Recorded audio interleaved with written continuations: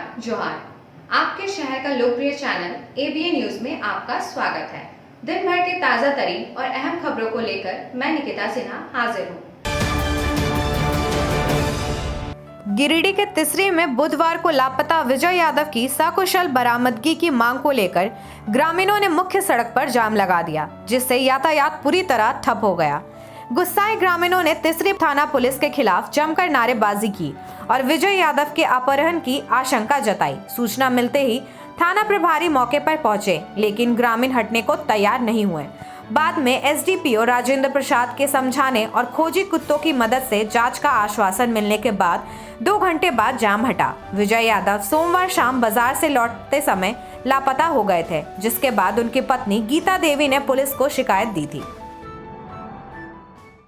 कहिल मार को की बात है? कुछ तो बात से लड़ाना है सर। देखिए, उसे अपना गोतियारी में लड़ा कर रहा था। उसको ये तुम पार्टी दे रहा है, उसी के चलते हमको परिवार को उठा के ले गया। समझो, और कोई उसको लड़ा नहीं है। कोई लड़ा नहीं है। हमको परिवार को जैसे खोज के हमको दो, ऐसा दो, और नहीं देगा तो हमला हम भी करेंगे। कब गायब हुआ? 7 बजे संध्या परसों हुआ। परसों? हाँ, 7 बजे संध्या। थाना में आवेदन दिए हैं ना? हाँ, सब कुछ दिए सर।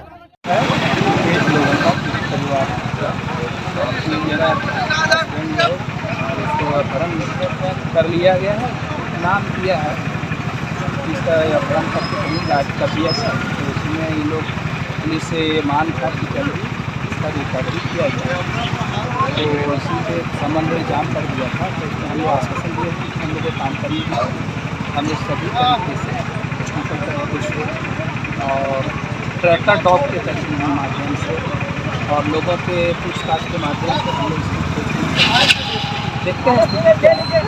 प्रयास भरसक प्रयास होगा कि जल्दी इसका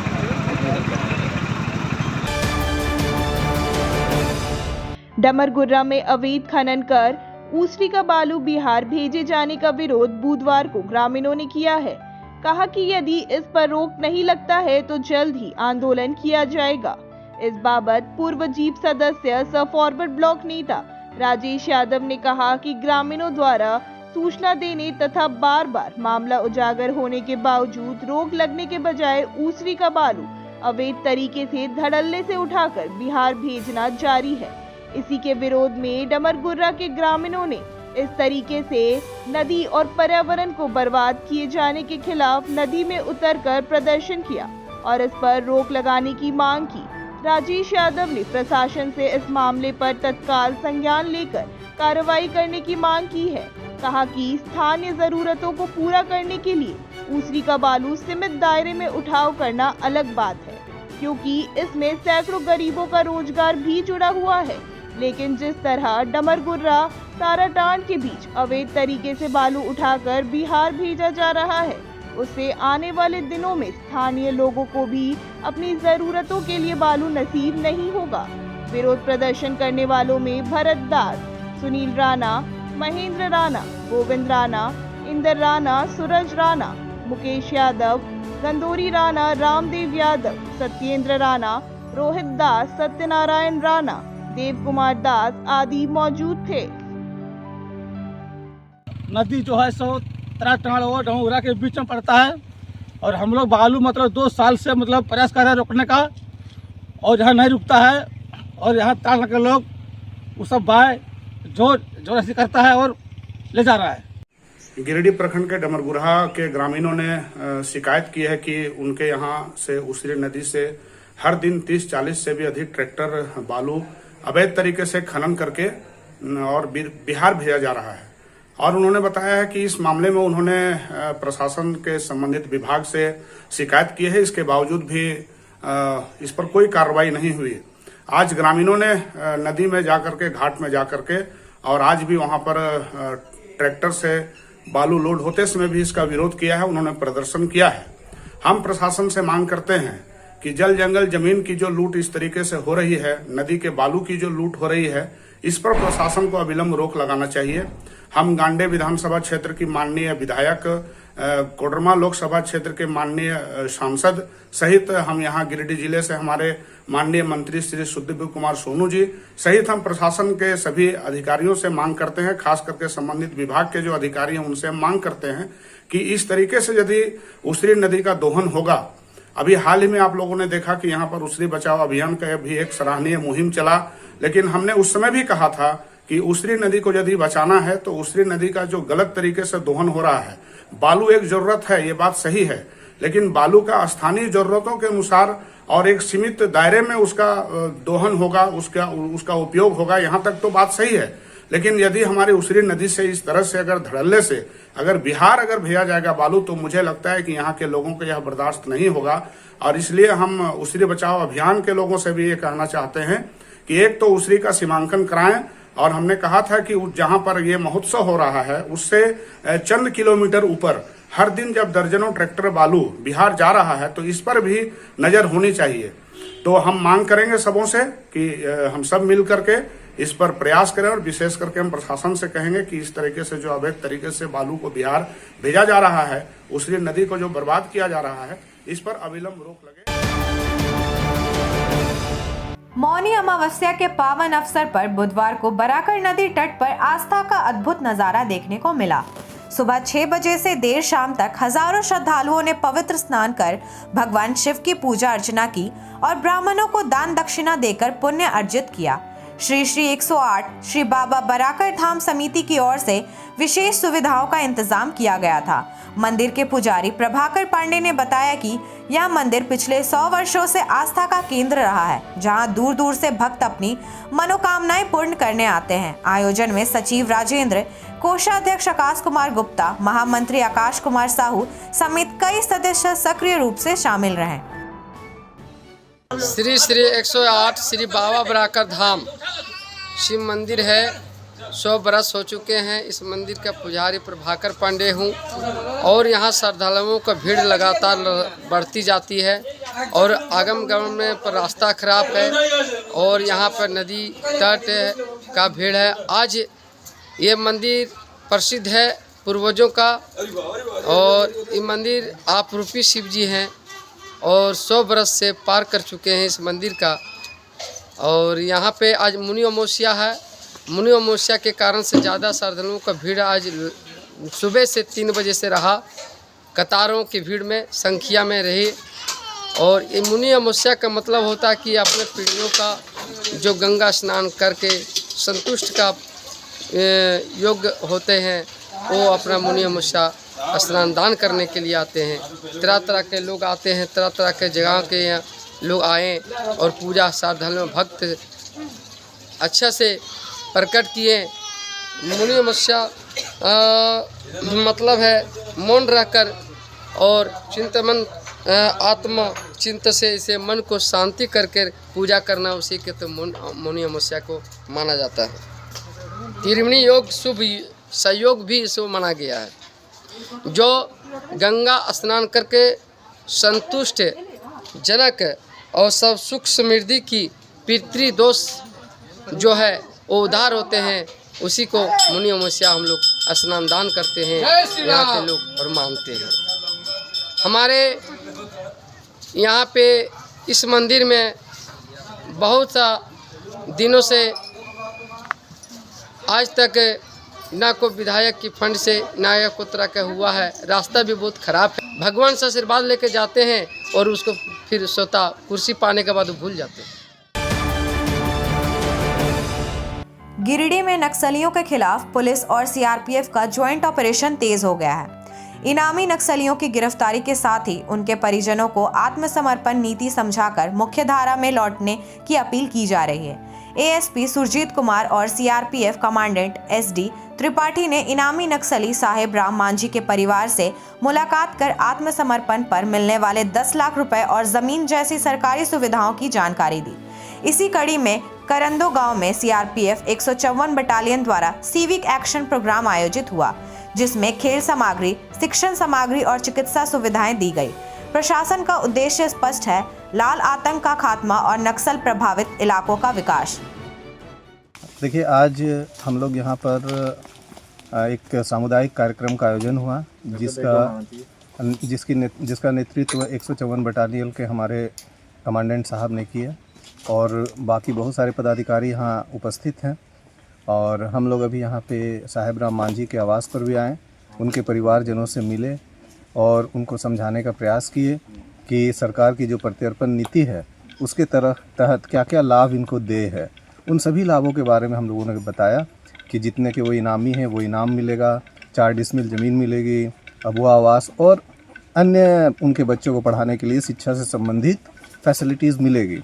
ये और भी सभी बिंदुओं पर हम लोगों ने समझाया जो सरकार की नीति के तहत है। और हम लोग चाहते हैं कि साहेब राम मांझी जो है वो मुख्य धारा से जुड़े और बाकी इस गांव के लोग और गांव के आसपास के लोग भी इस बात से हम लोग जो समझा रहे हैं उस बात को समझें और हमेशा मुख्य धारा से ही जुड़े रहने का प्रयास करें। कभी भी किसी भी गलत विचारधारा में पड़कर अपने परिवार, अपने समाज और अपने राज्य तथा राष्ट्र को क्षति पर नहीं पहुंचाएं और एक अच्छे नागरिक होने का सबूत दें। पुलिस प्रशासन जो है 24 घंटे उनके सहयोग के लिए तत्पर है और इसी मंशा के साथ आज हम लोगों ने यहाँ सामुदायिक पुलिसिंग कार्यक्रम भी किया है। सीहोडी कॉलेज मोड़ के निकट रेलवे ब्रिज के पूरब में स्थित पावित्री हॉस्पिटल के संचालक डॉक्टर रितेश कुमार सिन्हा अपने मरीज का इलाज करते हैं। यहाँ जन्म से टेढ़े पैर, कंधा, कोहनी, कूल्हा, घुटने का डिसलोकेशन, जोड़ प्रत्यारोपण एवं हड्डी संबंधित हर प्रकार के रोगों एवं फ्रैक्चर का इलाज व ऑपरेशन किया जाता है। इस हाइजेनिक हॉस्पिटल में ultra modern 2 operation theatre, CR machine, post operative ICU, digital X-ray, ECG, pathology pharmacy, oxygen supported bed, general ward, AC और नॉन AC केबिन की सुविधा उपलब्ध है। तो हड्डी संबंधित किसी भी रोग के लिए पावित्री हॉस्पिटल डॉक्टर रितेश आयुष्मान योजना के तहत इलाज करते हैं। इस अस्पताल में 2 जनरल फिजिशियन डॉक्टर विकास कुमार और डॉक्टर आफ्ताब अंसारी भी अपनी सेवा देते हैं। पता कॉलेज मोड़ के निकट रेलवे ओवर ब्रिज के पूरब में, सीहोडी, गिरिडीह। झारखंड के प्रसिद्ध पर्यटन स्थल खंडोली डैम की सुंदरता को समेटे हुए nature view resort and restaurant आपके स्वागत में बाहें फैलाए खड़ा है। प्राकृतिक सौंदर्य से आच्छादित और भव्यता का अद्भुत संगम यह रिजॉर्ट में आने वाले लोगों का मन मोह लेता है। विशाल क्षेत्र में फैले इस रिजॉर्ट में खूबसूरत हट्स, बैंक्वेट हॉल, आधुनिक मीटिंग और सेमिनार हॉल, लॉन और पार्किंग की सुविधा उपलब्ध है। यहाँ birthday party, kitty party, engagement, शादी, विवाह या रिसेप्शन आदि को यादगार बनाने के लिए यहाँ उपयुक्त माहौल है।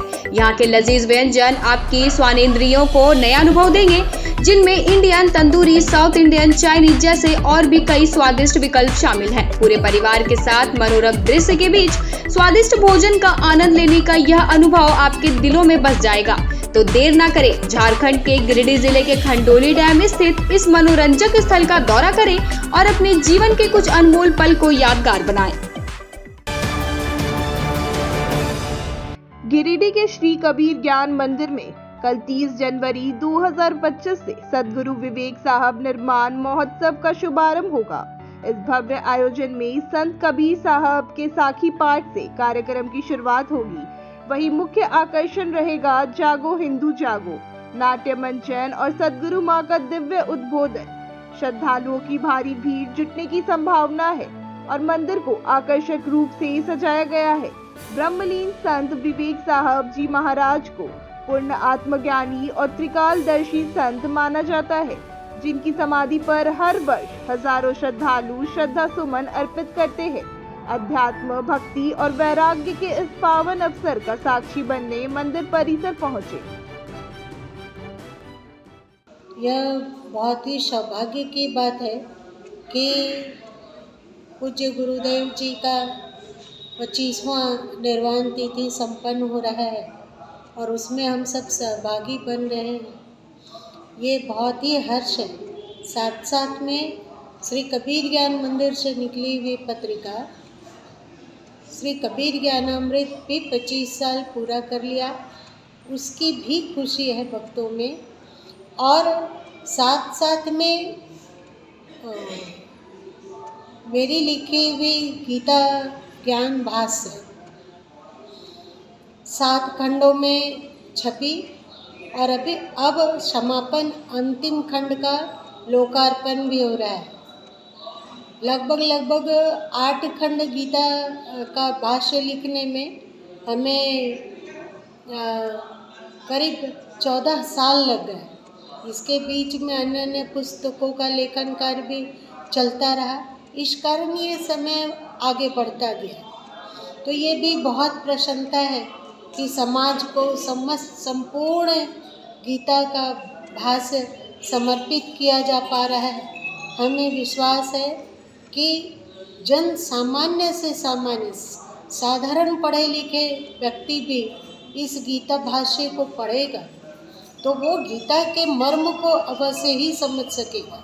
और इसे पढ़कर मेरा विश्वास है कि जितने सनातनी समाज हैं उसमें संगठन आएगा और वे पंथवाद, जातिवाद और प्रांतवाद, भाषावाद, वेशभूषा की विभिन्नता में पढ़कर अपने आप को अलग नहीं समझेंगे और लोग एक मुट्ठी बनकर उभरेंगे। और हमें विश्वास है कि श्रीमद् गीता भाष्य समाज के लिए बहुत ही उपयोगी सिद्ध होगा। इन सब खुशियों को एक साथ समन्वित करके इस बार का कार्यक्रम मनाया जा रहा है, संपन्न हो। सरस्वती पूजा को लेकर नगर थाना परिसर में बुधवार को शांति समिति की बैठक हुई। बैठक में नगर थाना क्षेत्र के कई जनप्रतिनिधि, गणमान्य बुद्धिजीवी उपस्थित हुए। बैठक की अध्यक्षता थाना प्रभारी शैलेश प्रसाद ने किया। मौके पर थाना प्रभारी ने शांतिपूर्ण तरीके से त्योहार मनाने की अपील की। साथ ही कहा कि पुलिस पूजा को लेकर अलर्ट है, असामाजिक तत्वों पर पैनी नजर रखी जाएगी। शांति व्यवस्था, विधि व्यवस्था को लेकर के नगर थाना में शांति कमेटी की आज बैठक की गई, जिसमें पूजा कमेटी के लोग और शहर के गणमान्य व्यक्तियों के साथ परिचर्चा की गई और ये आश्वासन दिया गया लोगों को कि पूरी तरीके से इसको शांतिपूर्ण तरीके से मनाया जाए। पत्रकारों का जिला प्रशासन के साथ बेहतर समन्वय स्थापित करने को लेकर बुधवार को नगर भवन में जिला स्तरीय पत्रकार सम्मेलन का आयोजन किया गया। मौके पर जिले भर के पत्रकार उपस्थित हुए। इस दौरान डीपीआरओ अंजना भारती, जिला आपूर्ति पदाधिकारी गुलाम समदानी, उप निर्वाचन पदाधिकारी रंथु मातो, जिला शिक्षा पदाधिकारी वसीम अहमद, प्रेस क्लब के अध्यक्ष राकेश सिन्हा, वरिष्ठ पत्रकार लक्ष्मी अग्रवाल, प्रमोद चौधरी, अरविंद कुमार, प्रवीण राय, प्रभाकर आलोक समेत कई अखबार, चैनल और पोर्टल के प्रतिनिधि मौजूद रहे। मौके पर वर्तमान दौर में पत्रकारिता की चुनौतियों पर चर्चा की गई। साथ ही प्रशासन के साथ बेहतर समन्वय स्थापित कर पत्रकारिता को एक नया आयाम देने पर भी विमर्श किया गया। इस दौरान माहौल बेहद उत्साहजनक रहा। बताया गया कि विधानसभा चुनाव का अन्य कई गतिविधियों में पत्रकारों के सहयोग को लेकर जिला प्रशासन की ओर से पत्रकार सम्मेलन कराने की योजना बनाई गई थी। उपायुक्त नमन प्रियेश लकड़ा के निर्देश पर यह कार्यक्रम संपन्न हुआ।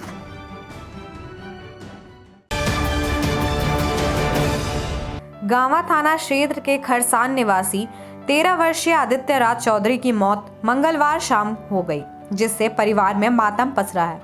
जानकारी के अनुसार आदित्य शुक्रवार को एक ट्रैक्टर में बालू लोड करने गया था, जहां रास्ते में हादसे का शिकार हो गया। ट्रैक्टर चालक चंदन यादव ने उसे घर तो पहुंचाया, लेकिन किसी को सूचना नहीं दी। आदित्य ने दादी को घटना बताई, लेकिन समय पर सही इलाज नहीं मिलने के कारण उसकी हालत बिगड़ती गई। नवादा अस्पताल पहुंचने पर डॉक्टर नहीं मिले, जिससे बिना इलाज लौटना पड़ा। गांवा पहुंचते ही आदित्य ने खून की उल्टी की और CHC में डॉक्टरों ने उसे मृत घोषित कर दिया। परिजनों ने शव लेकर थाना पहुंचकर न्याय की गुहार लगाई। वहीं पुलिस ने शव को पोस्टमार्टम के लिए भेजकर जांच शुरू कर दी है।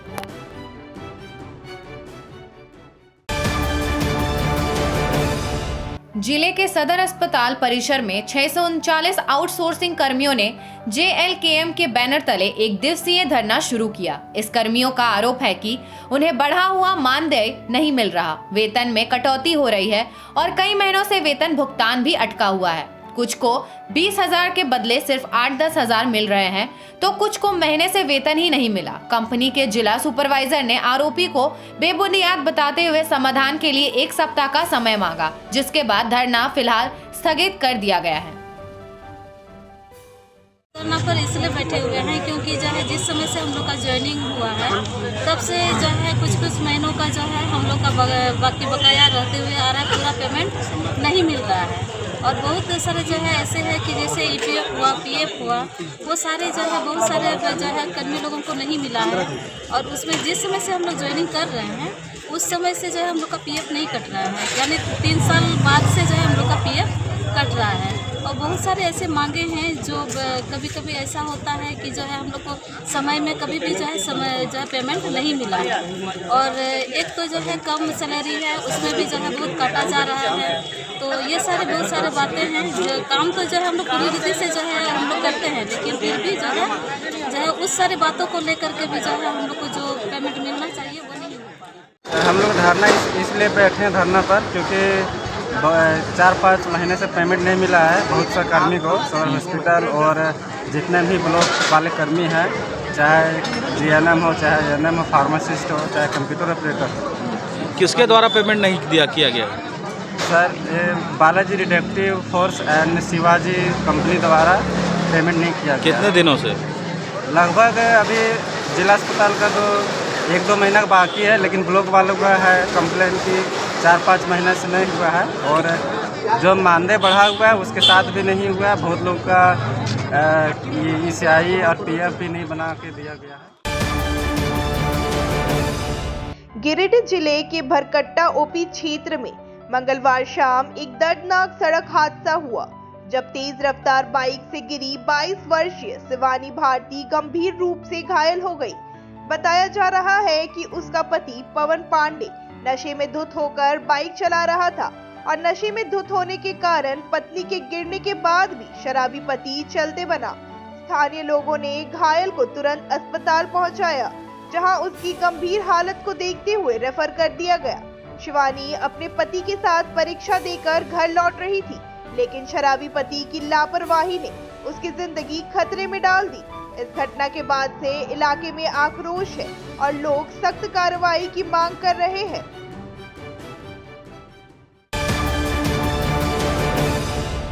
बरगंडा स्थित सरस्वती शिशु विद्या मंदिर में बुधवार को विद्यालय स्तरीय शोध गोष्ठी आयोजन की गई, जिसमें शिक्षण में नवाचार और समस्याओं के समाधान पर मंथन हुआ। प्रधानाचार्य आनंद कमल ने कहा कि विद्या भारती योजना में शोध का विशेष महत्व है, जिससे शिक्षकों को शिक्षण संबंधी चुनौतियों का व्यवहारिक समाधान मिलता है। विद्यालय के शोध प्रमुख अजीत मिश्रा ने क्रियात्मक शोध को शिक्षकों के लिए अनिवार्य बताते हुए इसकी विद्याओं पर प्रकाश डाला। PPT के माध्यम से शोध प्रक्रिया को समझाते हुए प्रदीप कुमार सिन्हा ने बताया कि शोध से शिक्षा पद्धति को और प्रभावी बनाया जा सकता है। इस अवसर पर मोनिका सिंह, पंकज कुमार सोनी, विकास कुमार, पंकज कुमार उपाध्याय समेत समस्त शिक्षकों का सराहनीय योगदान रहा। और जो शैक्षिक समस्याएं हैं, शिक्षण के क्रम में जो समस्याएं आती हैं, उनके निराकरण में क्रियात्मक शोध का बहुत महत्वपूर्ण योगदान है। हम क्रियात्मक शोध के विभिन्न चरणों पर चर्चा करेंगे। हम लोग किस प्रकार से शोध करें, कैसे उसको लिपिबद्ध करें, और ताकि वो दूसरे के लिए भी एक आदर्श बने और अपना जो नवीन सत्र प्रारंभ होने वाला है उसमें किसी प्रकार की कोई समस्या न रहे। विद्यालय में या अनुशासन की समस्या है, कुछ भैया बहन समय पर विद्यालय नहीं आते हैं, ऐसी समस्या, किसी का सही विकास नहीं हो रहा है, शैक्षिक विकास, किसी खास विषय में अरुचि है भैया बहनों को, तो ऐसा क्यों, इसके कारणों को जानेंगे तो निश्चित रूप से आज की यह गोष्ठी बहुत सफल रहेगी। आज के अंक में बस इतना ही। कल फिर मिलेंगे अगले अंक में नई खबरों के साथ।